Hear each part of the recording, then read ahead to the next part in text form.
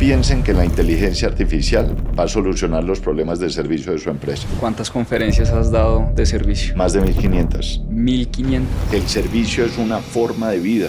El servicio no es un problema de las empresas. La vida nuestra gira en torno al servicio. ¿De dónde nace ese amor por servir a los demás? Cuando la gente me pregunta eso, a mí me da mucha nostalgia. Cuando yo pienso por qué terminé en este mundo del servicio, es básicamente por mi mamá. Mi mamá me dijo algo que me marcó literalmente a mí en la vida y me dijo: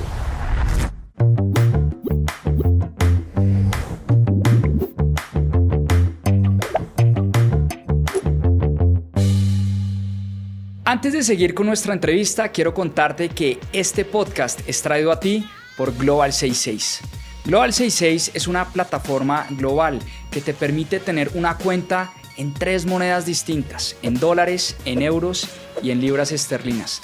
Te permite hacer transferencias internacionales a más de 70 países al menor costo posible. Tu cuenta en dólares en Global 66 te renta hasta un 6% efectivo anual. Además, tienes todo lo que necesitas para una cuenta internacional: routing number, IBAN y código SWIFT. Global 66 está supervisada por las entidades reguladoras en cada uno de sus países. En el caso de Colombia, está supervisada por la Superintendencia Financiera de Colombia. Descarga ya la aplicación en el link que te voy a dejar en la descripción del episodio y empieza a tener beneficios por ser parte de la comunidad de Mis Propias Finanzas. Ahora sí, regresemos a la entrevista. Hola, bienvenidos a un nuevo episodio del podcast de Mis Propias Finanzas. Hoy estoy muy emocionado porque tenemos a un gran amigo de la casa, una persona a la que queremos mucho y que ha tenido mucho que ver con los inicios de esta compañía y él lo sabe muy bien. Y les cuento una anécdota. Y ya vamos a hablar de su libro, pero cuando Gabriel Vallejo estaba lanzando un libro, él trabajaba con su sobrino. Y su sobrino me llama y me invita a uno de sus lanzamientos de sus libros. Y en ese momento pues me conecté con él, con Gabriel. Y Gabriel fue de las primeras personas que me impulsó a mí a escribir el libro. Y yo le dije: no, Gabriel, pero es que a mí me da una vergüenza terrible. ¿Yo qué voy a escribir un libro? Yo no soy autor. Y él fue realmente el que me impulsó y el que me metió esta idea en la cabeza. Así que, Gabriel, tú sabes que ese libro que lanzamos el año pasado es gracias en gran parte a tu influencia y a lo que ha sido tu impacto que has tenido no solo en Mis Propias Finanzas, sino en las empresas de la familia. Muy contento de estar acá hoy contigo conversando. Bienvenido a Mis Propias Finanzas. Pues Juan Pablo, muchas gracias. Yo el más agradecido y con mucha ilusión de este espacio en una organización a la que tengo mucho afecto, pero sobre todo infinita admiración. Estamos lanzando un nuevo libro, ¿no? Servicio en tiempos de inteligencia artificial. ¿Séptimo libro? Séptimo libro, sexto con mi editorial, con Conecta, y un libro adicional que sacamos con una editorial privada, pero estos son los 6 libros de la editorial Conecta de Penguin Random House. Espectacular. Bueno, pues empecemos. Estábamos hablando acá detrás de cámaras de la historia de la dedicatoria del libro. Se la dedicas. Uno tiende siempre a dedicarle los libros a la familia, a la esposa, a los hijos. Tú se la dedicas, la voy a leer, a Felipe Osa, el decano de los libreros en Colombia, quien murió cuando se escribían las últimas páginas de este libro. Quizá nunca le dije lo importante que fue su apoyo en mi trabajo como autor. Felipe, gratitud infinita y admiración eterna. ¿Quién fue Felipe Osa y qué significó la vida de Felipe en la tuya? Juan Pablo, Felipe era una persona que era accionista de una parte de la Librería Nacional, una de las librerías más emblemáticas e importantes del país, pero al margen de esto, era un ser absolutamente maravilloso en lo personal y en lo profesional. Una persona, yo diría, erudita en el tema de la historia, los libros, lo que veía. Y tuvo unos niveles de deferencia muy grandes conmigo. Cada que yo publicaba un libro, reuníamos sus empleados de la librería, les dictábamos una conferencia, las ubicaciones de los libros eran las mejores cuando tenía las publicaciones, y desarrollamos una de esas relaciones en la distancia. Ya nos llamamos por teléfono, nos mandábamos un mensaje, y una semana antes de su fallecimiento le dije a mi esposa: no lo olvido, yo quiero invitarlo a comer o a almorzar para hablar más de la vida. Y desafortunadamente se nos fue. Pero es una persona a la que le tengo infinita gratitud, un respeto enorme.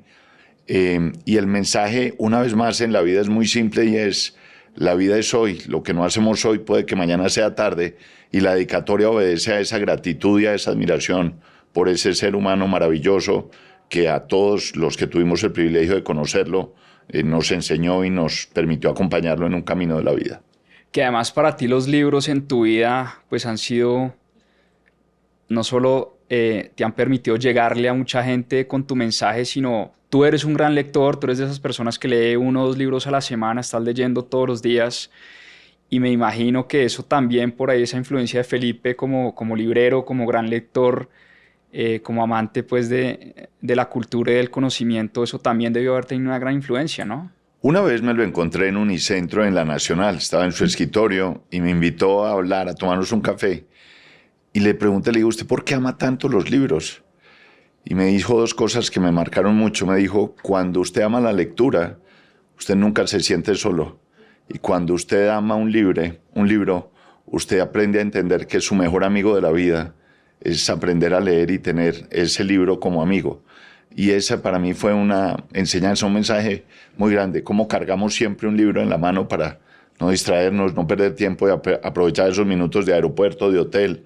Entonces tengo muchas anécdotas con él. No, total. Yo soy de los que también cargo siempre un libro en la mano y tienes razón, uno nunca se siente solo cuando tiene un libro en la mano. Gabriel, el negocio más importante de la vida es el servicio. Esa es una frase tuya, esa es una frase que a nosotros acá nos ha impactado mucho.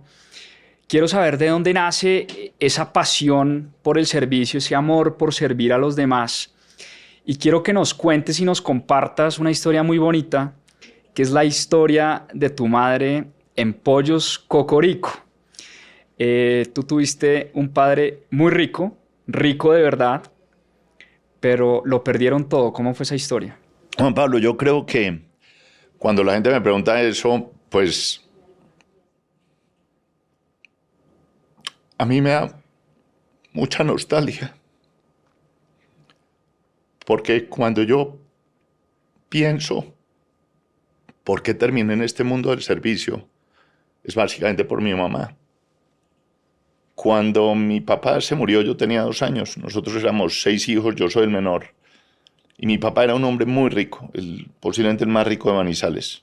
Mi mamá solo había podido terminar el bachillerato. Entonces, mi mamá, que no tenía conocimiento de manejar, de finanzas, a los 5 años se quebró, quedó absolutamente sin nada. Le robaron unas cosas, perdió otras, no supo manejar. Y quedamos 6 hijos. Mi mamá hizo lo que hacen la mayoría de mamás nuestras. Mi mamá vendió empanadas, mi mamá vendió zapatos, mi mamá fue secretaria, mi mamá hizo lo imposible por sacarnos adelante. Y mi mamá tenía una tradición, y es que el 30 de cada mes nos llevaba a un restaurante que era un Cocorico en la calle 23 en Manizales, y ese era como el escenario para nosotros del sueño del mes, que era el último del mes, el pollo. Pero era un pollo y era una presa, porque no había más plata. Mi mamá siempre hacía lo mismo, se sentaba contra la ventana y eso daba contra la calle. Siempre cuando íbamos, a mi mamá se le paraba afuera un señor humilde, una persona sin recursos, que se quedaba mirándola. Y mi mamá siempre hacía lo mismo, cogía su presa, la ponía en una servilleta, salía y se la regalaba. Yo estaba muy pequeño, pero a los 8 meses yo no quería no entender. Entonces yo le pregunté a mi mamá, digo, mamá, ¿usted por qué hace esto si usted tiene hambre?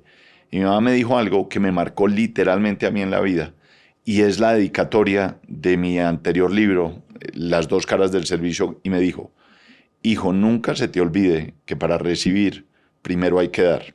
Wow. Y eso me marcó en lo personal y en lo profesional. Y ese fue el comienzo mío, muy pequeño, a entender esa generosidad de mi mamá, a entender que cuando ella me decía, es que cuando uno da, recibe mucho más. Wow. Y eso me marcó mucho en el trabajo y eso me hizo llevar a donde estoy en términos de la profesión que yo tengo, que soy speaker fundamentalmente, escribo libros, y a transmitirle a la gente el entendimiento en el sentido de que el servicio es una forma de vida.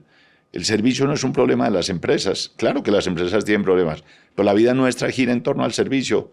Todo lo que hacemos en el día, en la noche, es esperar que alguien nos atienda o nosotros atender a alguien.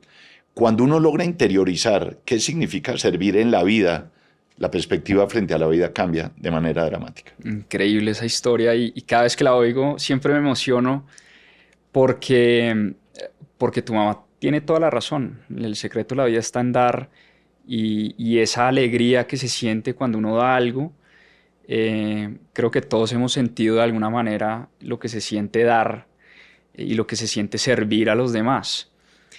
¿Tú dirías que tenemos hoy en el mundo una crisis de servicio o una crisis por lo menos en las empresas de servicio o no es tan así? Yo creo que tenemos una crisis en la percepción de lo que es el servicio, uno, en el entendimiento de que vivimos por y para el cliente y en la convicción de entender por qué los empleados son lo más importante dentro de una organización. En un mundo como en el que estamos hoy, donde la tecnología juega un papel fundamental, donde la gente de las nuevas generaciones tiene otra perspectiva frente al trabajo, entender e interiorizar el mundo del servicio para mí es de lejos una de las responsabilidades más importantes de los líderes, porque tenemos una disyuntiva y un problema grande. Cuando usted le pregunta a cualquier presidente de cualquier empresa, ¿qué es lo más importante? Él le va a decir que los clientes. Cuando usted le pregunta si el servicio es importante, dice que es lo más importante. Ahora, entre lo que él dice y lo que hace, hay un espacio muy grande y ese es el bache que tenemos en el mundo del servicio. Las estadísticas a mí me muestran que en general somos muy malos en la prestación del servicio.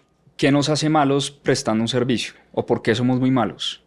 Yo creo que porque desde el punto de vista teórico somos muy buenos, pero en la ejecución, en la implementación, somos muy malos.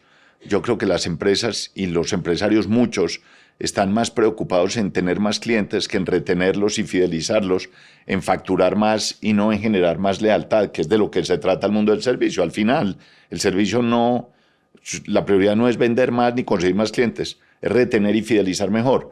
Y en ese sentido, mi percepción es que muchas organizaciones le dedican muy poco tiempo a entender al cliente, a entender a los empleados, a dedicarle tiempo a los empleados que finalmente son los que atienden a los clientes. Y esa es parte de la percepción que yo veo y yo siento. Ahora, si te estoy entendiendo bien, si pudiéramos meter dentro de un marco conceptual, ¿qué es el servicio?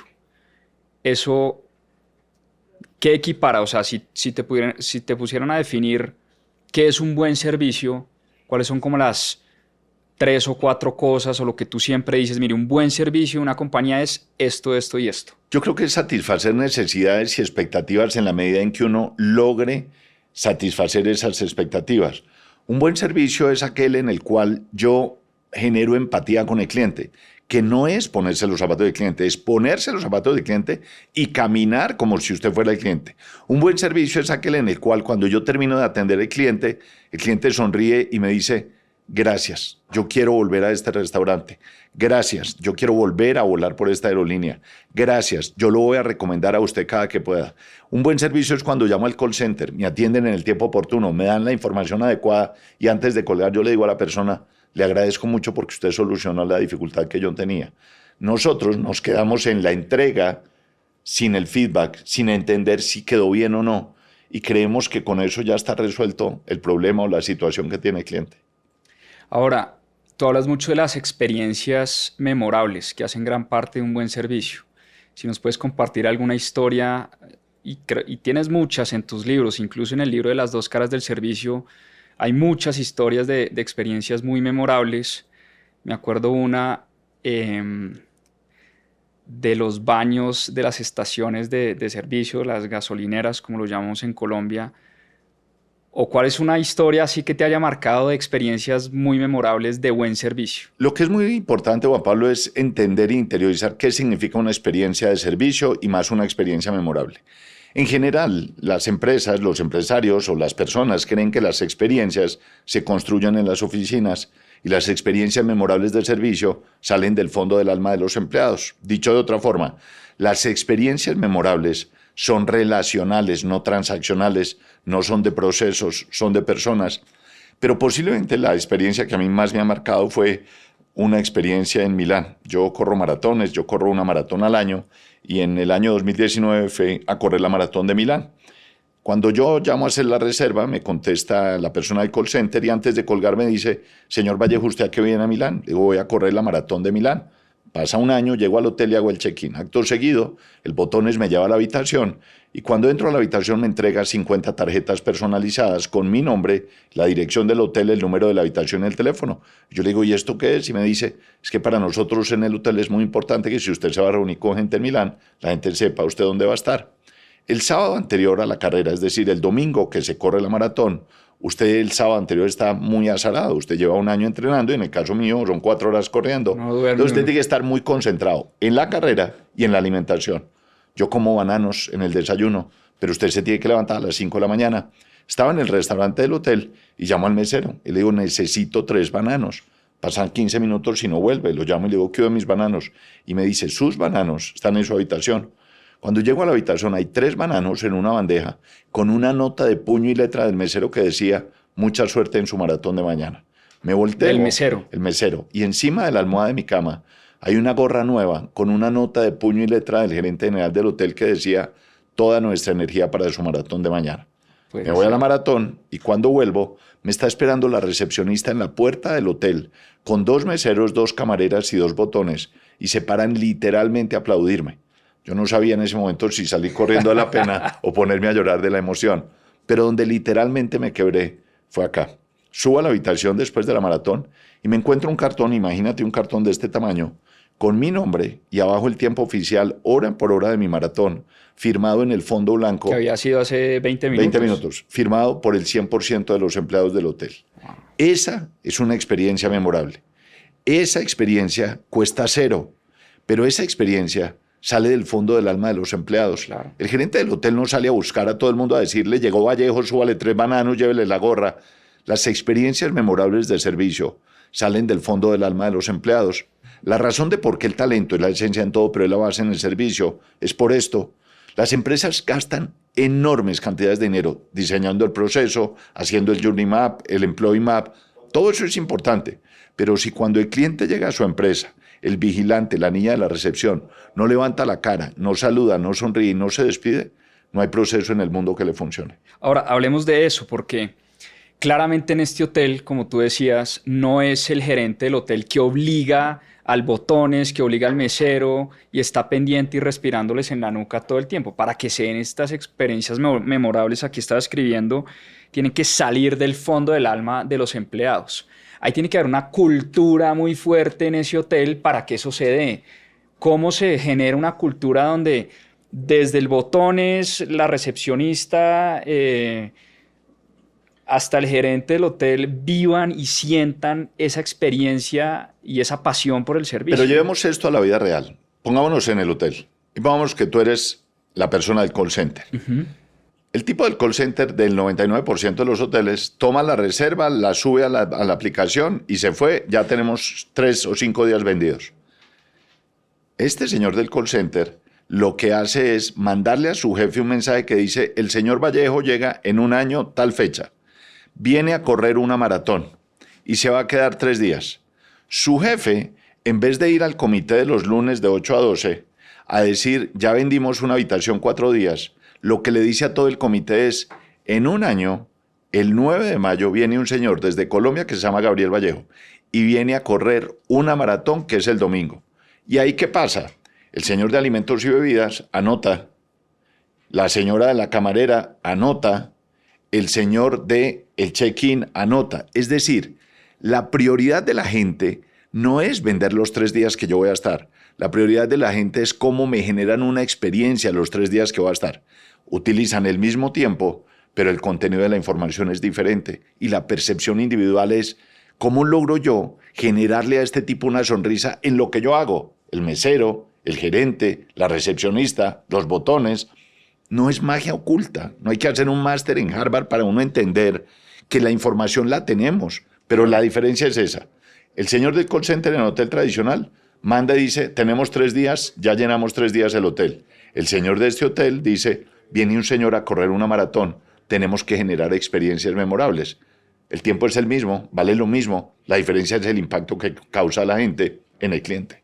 Ahora, ¿tú crees que ese gerente, ese líder, si se quiere, del hotel, a su vez tiene experiencias memorables con su gente? O sea, para que uno se preocupe por el cliente, a su vez el líder se tiene que preocupar por la gente de la compañía. Pues lo más importante de esto y lo más impresionante de esta historia, Juan Pablo, es que yo me volví el lunes y la niña de la hostess, la niña que nos había atendido en el hotel, había sido muy amable conmigo. Entonces yo bajo ese día a despedirme y hablando de varios temas, ese día salió una encuesta muy grande que se hace una vez al año, que la hace Gallup, la consultora, que evalúa el índice de felicidad de la gente en el puesto de trabajo. Ese año apareció que en el mundo solo el 13% de las personas éramos felices en lo que hacíamos. Entonces yo bajo y le digo a ella, oiga, ¿usted es feliz en este hotel? Y me dice, yo no, señor Vallejo, todos somos felices. Y le digo, ¿por qué? Me dice, por 3 cosas. La primera, aquí nos respetan. La segunda, aquí tenemos un plan de carrera. Yo sé dónde voy a estar en 3, 6 y 9 años. Y la tercera, señor Vallejo, es la más importante. Es que cuando a uno le pagan por ver a gente como usted sonreír, no hay ninguna razón para no ser feliz. Dicho de otra forma, el modo en el que trabajan en el hotel es ese. La gente es feliz en lo que hace, a la gente le dedican tiempo para construir el futuro, para encontrar su propósito. Y yo creo que eso es realmente lo que hace la diferencia entre una empresa enfocada al servicio al cliente, a las experiencias, y una empresa enfocada a vender noches de hotel, que es la diferencia.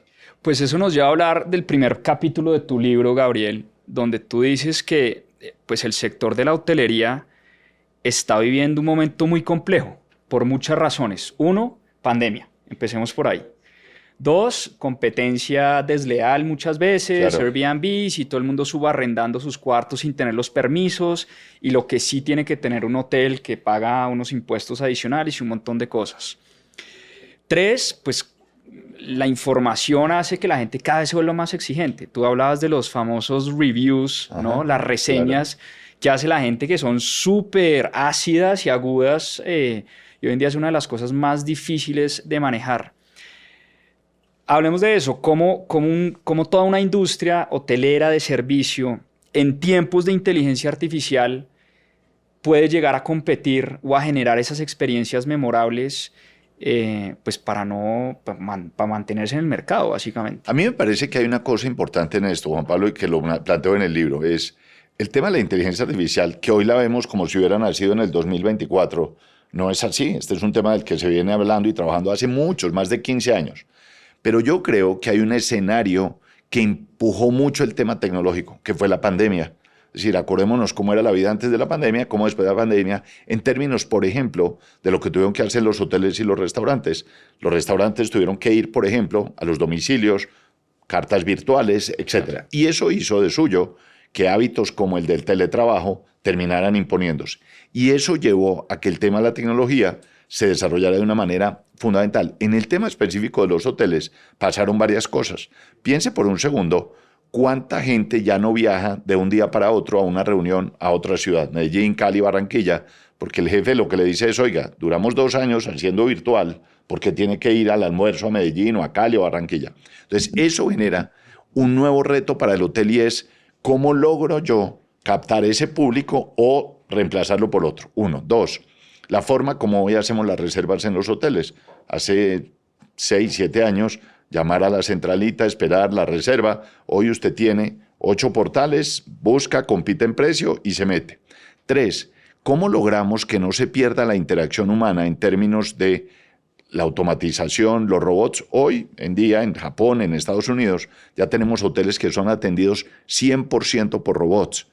Ya tenemos restaurantes que son atendidos 100% por robots. Ya tenemos toda la cadena de valor del hotel atendida por robots. Mi percepción, la mía, es que el mercado está dividido en 2.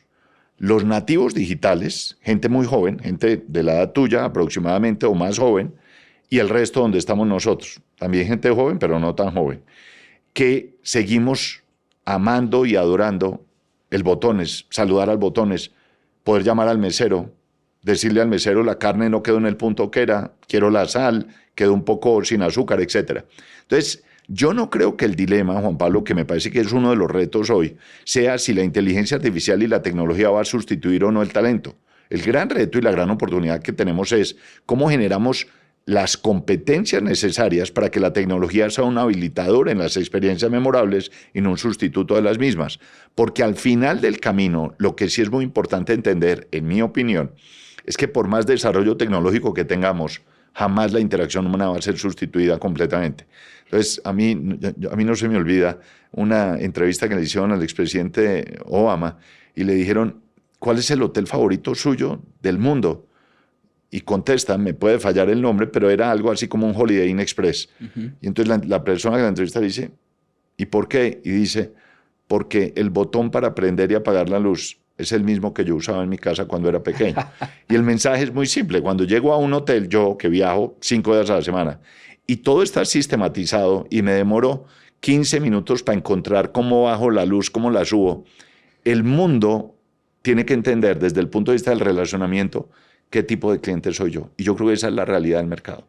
¿Cuáles son esas cosas que no han cambiado? O sea, después de Internet, inteligencia artificial, avances tecnológicos, esas cosas básicas y esenciales, hablando del servicio, que no cambian. Yo creo que el saludo. El saludo. Me parece que es una cosa única, mágica. Llegar al hotel y yo vuelvo y digo, pues la mayoría, y tú lo sabes, yo viajo 5 días a la semana. Entonces yo trato de ir a los mismos hoteles, por nada distinto al hábito. Pero llegar al hotel, que te saluden por el nombre, que en la mañana en el desayuno te digan, señor Vallejo, le traigo lo mismo, otro café, ¿qué más le gusta? El saludo tiene un valor muy grande. El saludo, el despedirse, la sonrisa, la pregunta de cómo fue, cómo le fue, alguna recomendación. Me parece que ese valor es absolutamente infinito en lo grande. La interacción, la posibilidad de saludar, de despedirse. Yo creo que eso no tiene precio, en términos de lo que para mí es importante y relevante. Dar las gracias, no tiene precio para mí. Y eso no ha cambiado, eso seguirá igual. Y eso no ha cambiado, pero también existe la posibilidad, y volvemos dentro del análisis del libro, al sector financiero, cuando hoy encontramos plataformas digitales que prestan servicios financieros y donde hay nuevas generaciones como la tuya, que no entienden qué es ir a una sucursal de un banco, que no les gusta, que hacen todo a través de Internet. Y otros como yo, que nos gusta ir al banco, que nos gusta pagar el recibo de los impuestos y que le pongan un sello. Sí. Y yo creo que no es uno u otro, que no es excluyente. Yo creo que la magia y el encanto de la tecnología es que la estamos adaptando a los requerimientos del cliente, pero donde no nos podemos equivocar es que pensemos, como piensan muchas empresas, que el señor de 95 años tiene que tener en el celular la app del banco, porque el mundo también en esa generación va por otra, con un elemento adicional, y es, hoy el 15% de la población de Colombia es mayor a 65 años. En los próximos 10, 15 años, esa cifra va a ser infinitamente superior, y eso trae un tema adicional, y es que las nuevas generaciones, un porcentaje muy alto, no quiere tener hijos. Es decir, el tema de natalidad a futuro juega un papel fundamental en lo que las empresas le van a ofrecer a los clientes desde el punto de vista no solo tecnológico, sino en el tema de interacción y de servicio. Bueno, ya que hablas de natalidad, no puedo dejar de hablar de mi capítulo favorito del libro, que es el capítulo de la educación. Por obvias razones, porque nosotros estamos en ese mundo y tomé atenta nota a ese capítulo particularmente, y es cómo está cambiando el mundo de la educación, cómo las universidades tienen unos retos enormes, empezando por la natalidad. Hay menos estudiantes, hay menos formas, si se quiere, de capturar a ese cliente, y cómo la universidad, que pensaba que el negocio de la educación era un negocio de 4 años, tú nos contabas en una conferencia en estos días que tú estudiaste en una universidad, te graduaste y nunca más te volvieron a llamar. Hablemos de eso. ¿Qué está cambiando en el mundo de la educación en época de inteligencia artificial? Yo creo que muchas cosas. La primera, el nivel de relacionamiento de los alumnos con los profesores, 1.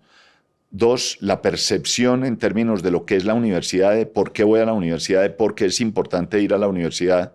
Y esto tiene que ver, aquí hago un paréntesis, mucho con la percepción de la gente, de algunos, no todos obviamente, de buscar el camino rápido. Yo quiero ser influencer, yo quiero montar un emprendimiento, yo quiero, etcétera, porque han visto ejemplos que se ven hoy de gente que ha hecho una fortuna un poco de la nada en términos de su creatividad y su desarrollo. Entonces, yo creo que la relación del alumno con la institución y con el profesor son diametralmente opuestos. Eso es lo primero. Lo segundo es que la perspectiva de la universidad, en mi opinión, y de los centros educativos más que la universidad, tiene que cambiar en términos de el rol del profesor y el rol de la metodología. Dicho de otra forma, hoy encontramos cómo la gente, desde el punto de vista de la virtualidad, puede generar un estudio absolutamente importante, terminar su carrera. Y en eso yo soy profundamente crítico en un tema. Yo creo que el mundo nuestro es de relaciones, el mundo es de tocar al otro, de saludar al otro, de sonreírle al otro. Por eso yo soy una persona que creo que el trabajo híbrido es muy importante, pero yo creo mucho en el trabajo relacional, en ver al cliente, en hablar con él, en ofrecerle un... Para mí la comunicación no verbal es igual o más importante que la comunicación verbal, y esa no se ve en un Zoom, esa se ve al frente. Dicho lo anterior, lo que yo creo que la universidad tiene que trabajar es cómo logramos un modelo híbrido que le permita a los alumnos desarrollar las habilidades de relacionamiento, pero también desarrollar las habilidades en la vida real. Cuando uno ve la generación, hace un par de días tuve una comida en una casa y me tocó un joven que estuvo 2 años de pandemia, entonces no conoció sus compañeros de los 2 últimos años del colegio y me contaba que cuando empezó en la universidad le costó mucho el proceso de hablar con la gente, de relacionarse, porque no lo tenía en su chip de los últimos 2 años. Yo creo que ahí hay un trabajo enorme por hacer. Entonces, la universidad tiene que entender hoy que su cliente es el alumno y que tiene que hablar con el alumno, que le tiene que dedicar tiempo al alumno, que tiene que exponerle al alumno. Cuando uno piensa, que es un tema muy doloroso, el nivel de suicidios en nuestro país, el nivel de suicidios en el mundo, el nivel de depresión de la gente joven y mayor, pero estamos hablando del tema de educación, me parece que eso obedece, entre otras razones, a la necesidad de generar interacciones con los alumnos y la universidad. Eso desde el punto de vista de cuando vamos a ir a la universidad. Pero desde el punto de vista de posgrados, por ejemplo, pues a mí me parece inconcebible que cuando uno se gradúe uno pueda estar 20 años y la universidad, que uno termina amando porque es su escuela, Claro. lo olvide 10 o 15 o 20 años. ¿Cómo logra la gente, una vez más? Y a futuro tiene que ser más importante, porque si va a haber una caída de natalidad, como evidentemente está pasando, pues el problema real, el reto más que el problema de las universidades es, ¿yo a quién le voy a dar la información? ¿A quién voy a educar? Y su mercado real está en los alumnos, no de ahora, de hace 20 años. Claro. Pero si usted no los fideliza, si usted no los retiene, si no los cuida, si no los consiente, pues la posibilidad suya es toda la oferta educativa que hay desde el punto de vista presencial y desde el punto de vista virtual. Eso está bien interesante. Hablemos del rol del profesor.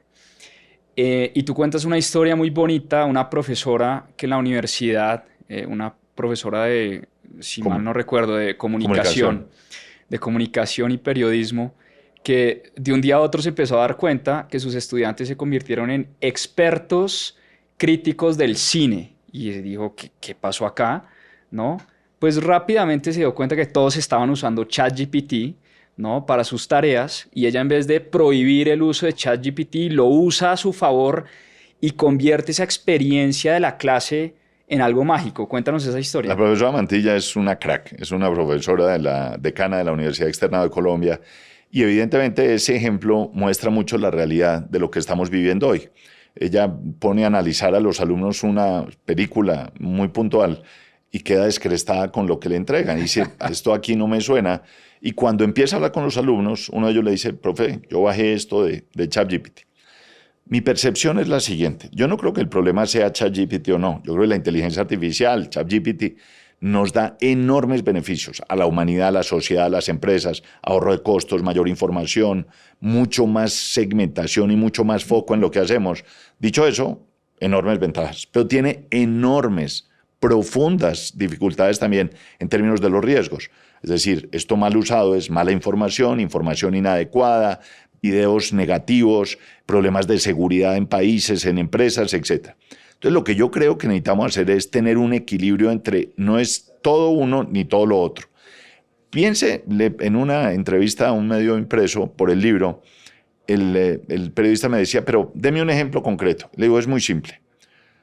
Usted cierra su periódico el viernes a las 12 de la noche. Su jefe, el editor del periódico, le dice a las 10 de la noche el viernes, hágame una proyección de cómo va a estar el dólar en los próximos 3 semanas. Investigue.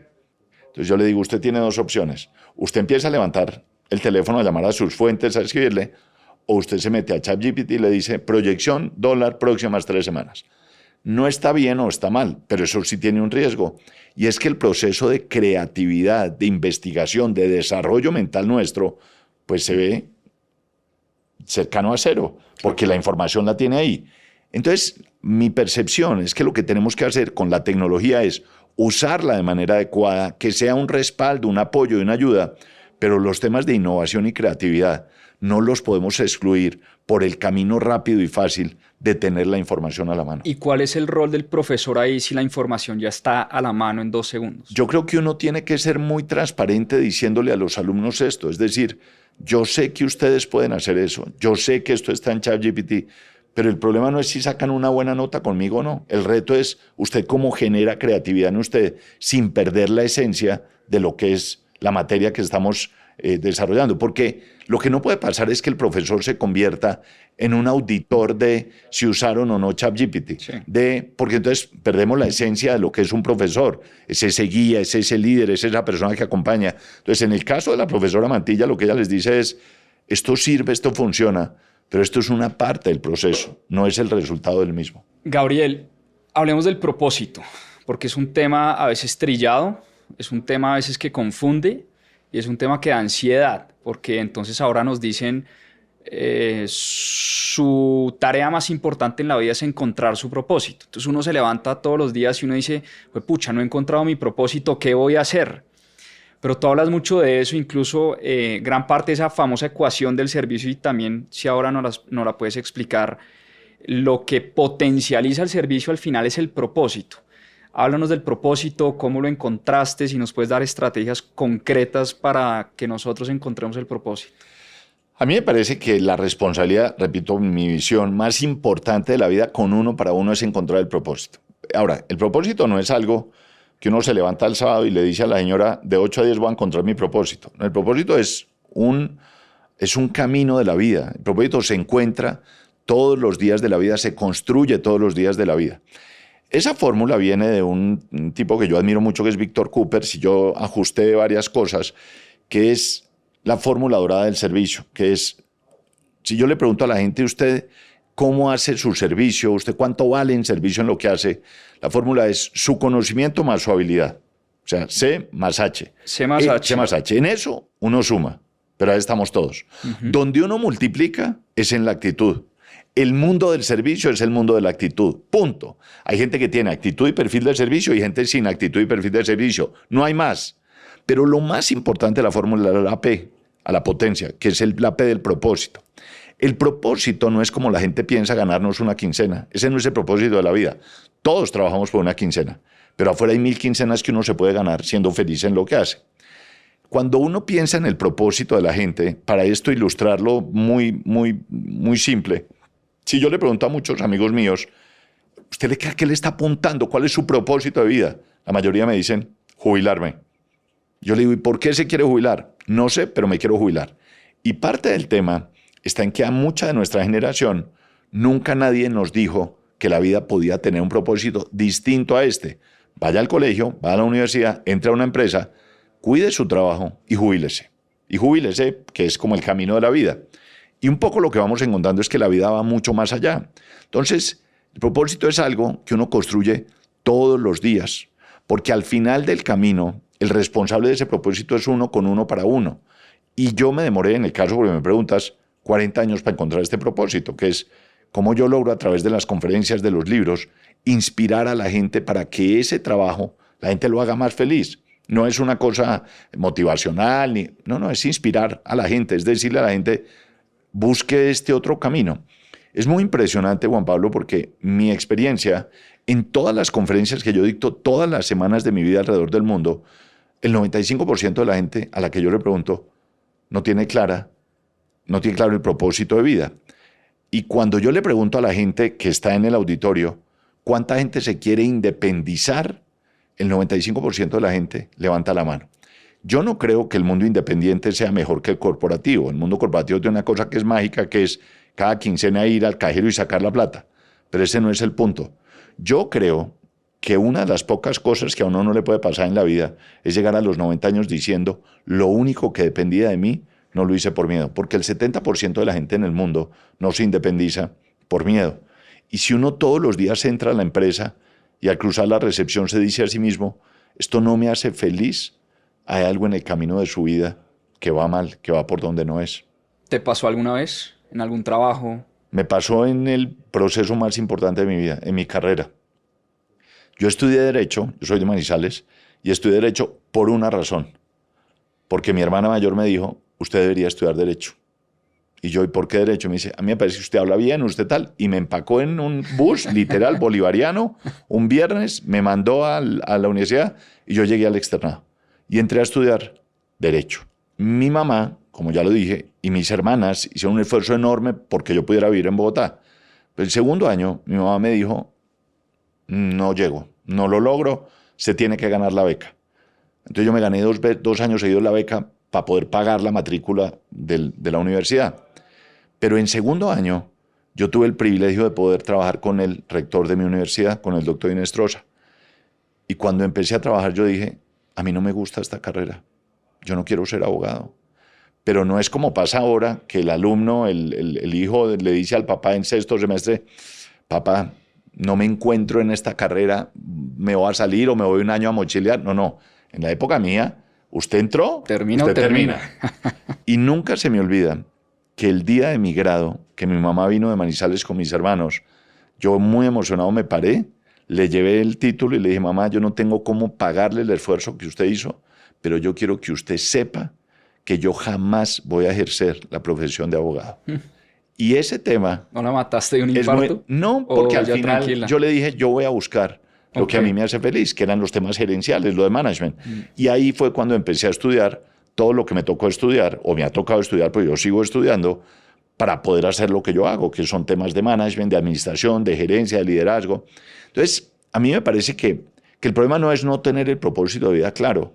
El reto es tener conciencia que uno no lo tiene y que lo que uno está haciendo va en ese proceso de construcción de vida para lograr ese objetivo. Tú fuiste político, trabajaste en la política, fuiste ministro, y uno a la gente que trabaja en la política lo llama a veces servidor público, pero pues difícilmente un político al final se dedica a servir a los demás, sino a servirse a él o a ella. ¿Por qué se perdió ese amor por el servicio público y el servicio en la política? No, yo creo varias cosas, Juan Pablo. Yo creo que hay que definir que uno sea político a que no tenga un perfil de servidor público. Son dos cosas, en mi opinión, distintas. Político es el que se dedica a la política. Yo nunca me dediqué a la política, es decir, yo tuve una actividad en un momento de mi vida, a mí me llamaron unos empresarios de Caldas para que me lanzara a la gobernación del departamento, proceso que perdí con rotundo éxito por 6.000 votos. Esa fue una enseñanza espectacular de mi vida, dolorosa, pero de mucha enseñanza. ¿Qué te enseñó rápidamente? Me enseñó mucho de resiliencia, mucho de humildad, mucho de entrega y mucho de dos cosas que para mí son el eje de mi vida hoy, el foco y la disciplina. Es decir, que para usted llegar y conseguir tiene que estar concentrado en lo que usted quiere. Y luego tuve el privilegio de que me llamaran a formar parte del gobierno del presidente Santos, y estuve 4 años en el gobierno. Y esos 4 años, lo que yo sí puedo decir es que yo di lo mejor de mí desde el punto de vista de servicio, de entregar, de dar. Y en ese sentido, yo creo que uno tiene unos momentos de la vida donde uno dice, esto yo ya lo cumplí. Yo tengo hoy el privilegio de levantar la cara y poder decirme a mí mismo, yo no fui un espectador, yo no me quejé, yo no dije que lo público es horrible, yo fui un protagonista, yo ayudé con lo que yo podía ayudar. Pero ese proceso público tiene unos sacrificios muy grandes, en lo personal, en lo profesional, en lo económico y en lo familiar. Y cuando yo terminé ese proceso, que duró 4 años, fue cuando yo dije y tomé la decisión de, yo me quiero convertir en un speaker en el tema de servicio al cliente. Y eso es lo que hago hace 10 años. ¿De ahí nació? Y yo había hecho esto antes, pero sutilmente. Y la experiencia fue mágica porque cuando yo salgo del gobierno, uno de mis grandes amigos, pues me tira un flotador y me dice, oiga, tengo un problema en Bucaramanga, necesito que me dicte, no se me olvida, 30 conferencias del servicio para todos los empleados. Y yo me fui literalmente a vivir a Bucaramanga 3 meses, a un hotel. Y el último día, no se me olvida, llegué a las 6 de la tarde y me fui a la barra. Pedí un trago y llamé a mi esposa. Y le dije, yo me voy a dedicar a esto toda mi vida. Yo me voy a volver el referente de este tema en unos años. Wow. Y a eso me dediqué, a eso me dedico. Y desde eso estudio mucho, me preparo mucho y doy lo mejor de mí con mucha humildad de aprender cada día lo que hago. ¿Cuántas conferencias has dado de servicio? ¿Tienes la cuenta o no? Más de 1.500. ¿1.500? Yo puedo tener meses, gracias a Dios, a mi mamá, como este mes, que puedo tener entre 12 y 14 conferencias. Pero ahí hay un mensaje muy bonito. Es el tema literalmente de soñar algo en una barra de un hotel y convertirlo en realidad. Claro, Hay la algo ahí diferencia medio- entre soñar y lograr está en la acción, en la ejecución. Eso me encanta. Para uno lograr eso, en mi caso personal, uno necesita tener mucha humildad, mucha, de entender que hay que hacer más, mucha perseverancia, mucho foco y mucha disciplina, mucha.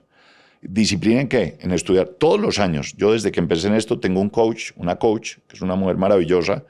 Tengo una vez al año, estudio algo importante para este tema mío, es decir, el tema del foco. Entonces estoy terminando, en 3 semanas termino una maestría en Customer Experience con OS, la Escuela de Negocios Virtual de Planeta. El año pasado hice un curso de actuación en la Academia de Charlotte de 4 meses. ¿Ah, sí? En unas clases exclusivas para mí, en términos de la entonación, el manejo del escenario, todo, la forma como uno se expresa y demás. El año antepasado hice otra maestría en experiencia de clientes.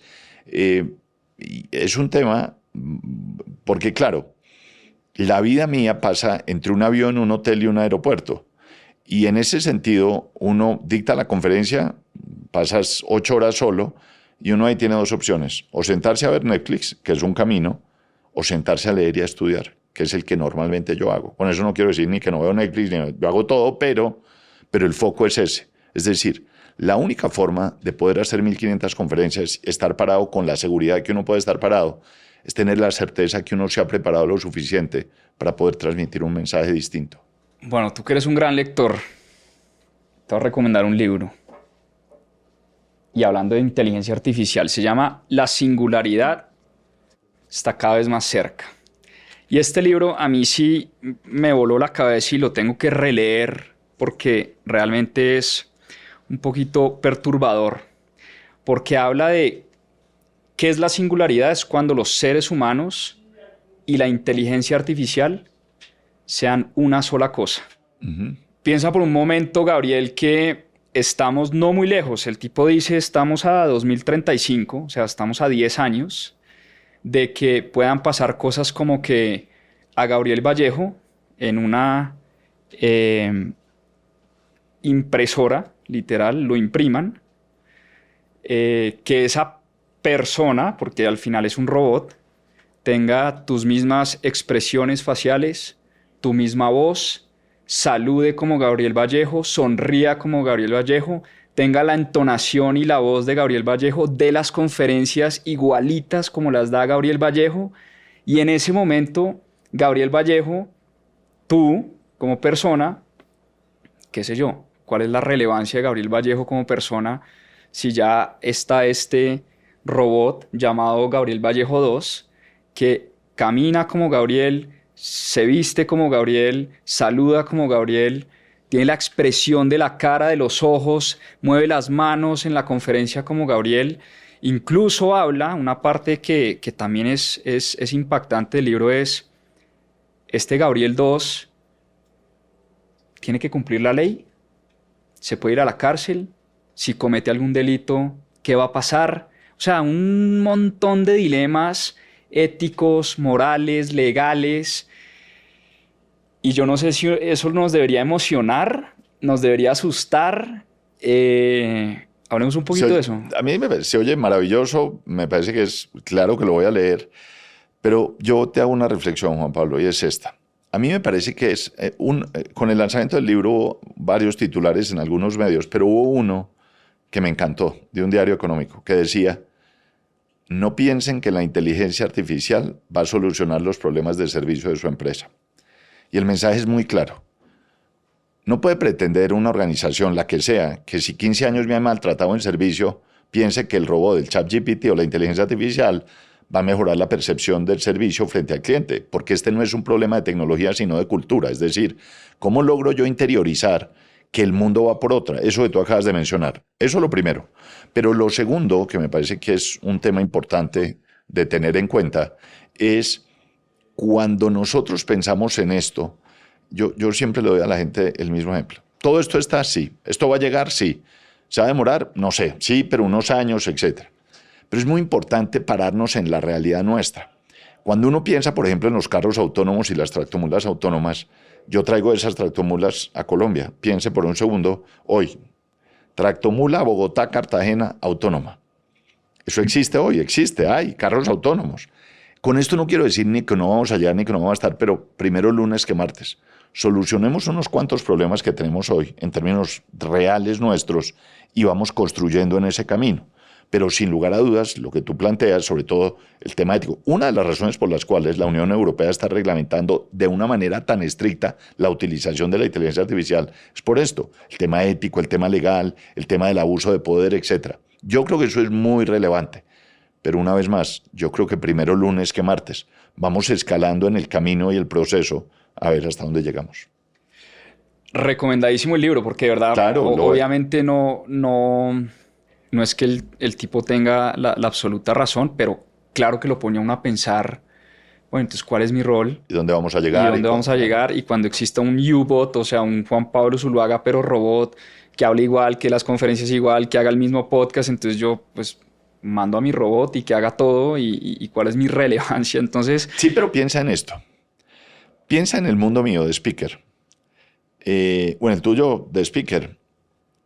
Y tú tienes a otra persona muy parecida a ti. Otro speaker. El día que te llaman dice, ese día no puedo, pero le tengo a Pedro. Y quien te va a contratar te dice, ¿sabe qué, Juan Pablo? Es que yo lo quiero es a usted. Es decir, yo creo que hay unas características de uno con uno que puede que se copien en el robot, pero yo sigo pensando que el tema de la interacción, el tema de la sonrisa, el tema del saludo y el tema del abrazo va a ser muy difícil que no lo reemplacen. Esa es mi ilusión, por lo menos. No, total. Además, usted es un tipo muy saludador. Entonces... Claro, tal cual. Gabriel, ¿qué estás leyendo? Estoy leyendo un libro que se llama Los hábitos de los equipos de alto desempeño, que es un libro absolutamente maravilloso. Se me acaba de olvidar el autor. Me leí un libro que tú recomendaste en el Club del Libro, que se llama El Manual del SEO, que me pareció mejor que superior, pero en muchos aspectos. Y me leí... De Steve Bartlett. Sí, muy bueno. Y me acabo de leer el libro de Collins, se llama Beyond 2.0. Espectacular. Está, pero no bueno, realmente maravilloso. Y me leí por segunda vez el último libro de Adam Grant, de Potencial Oculto. Posiblemente